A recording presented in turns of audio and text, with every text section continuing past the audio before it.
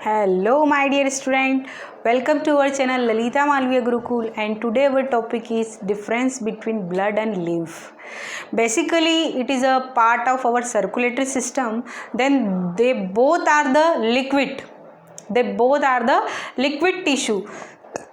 Tissue इसलिए कहा गया है बेसिकली क्योंकि इसमें बहुत सारी सेल्स जो है वो टुगेदर होकर के वर्क करती हैं, इसलिए that's why we are called tissue and they both are the liquid tissue, है ना। तो इसमें क्या डिफरेंस है आज वो हम समझेंगे।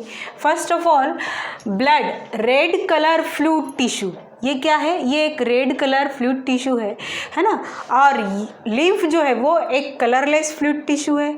इसमें कोई हीमोग्लोबिन या कोई कलरलेस पिगमेंट प्रेजेंट नहीं होता, है ना। It is a filter part of a blood, यूँ भी कह सकते हैं, है ना। ब्लड का ही एक छना हुआ भाग है ये। क्या है? ब्लड का ही एक फिल्टर्ड पार्ट है ना, जो बेसिकली क्या होता है? कलरलेस होता है। फिर आरबीसी प्रेजेंट, इसमें स्वाभाविक है, हमने रेड इन कलर का, दैट मीन्स कि रेड ब्लड सेल्स इसमें प्रेजेंट होती हैं, है ना। और इसमें कलरलेस है, मतलब रेड ब्लड सेल्स इसमें प्रेजेंट नहीं है, तो क्या है? एब्सेंट होती हैं। फिर ब्लड में WBC less than lymph. Actually WBC जो डायामीटर है वो कंपैरेटिवली RBC बहुत छोटा होता है।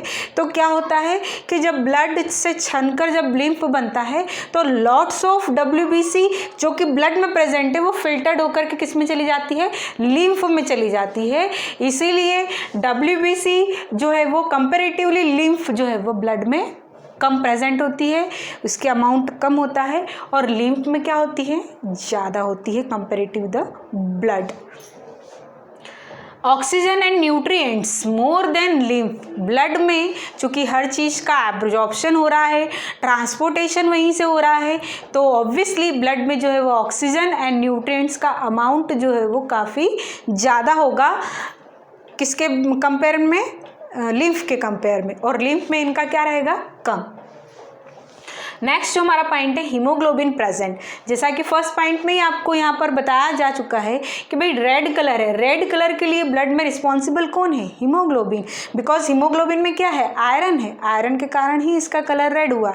तो हीमोग्लोबिन प्रेजेंट है इसलिए इसे रेड कलर कहा है। इसमें एब्सेंट होता है इसलिए इसे क्या कहा गया है? कलरलेस फ्लूइड टिश्यू कहा गया है। ठीक है, they both are the very important part of our circulatory system, है ना। दोनों बहुत ही इंपॉर्टेंट पार्ट है जिनके बारे में सेपरेट मैंने वीडियोस भी बनाए हैं।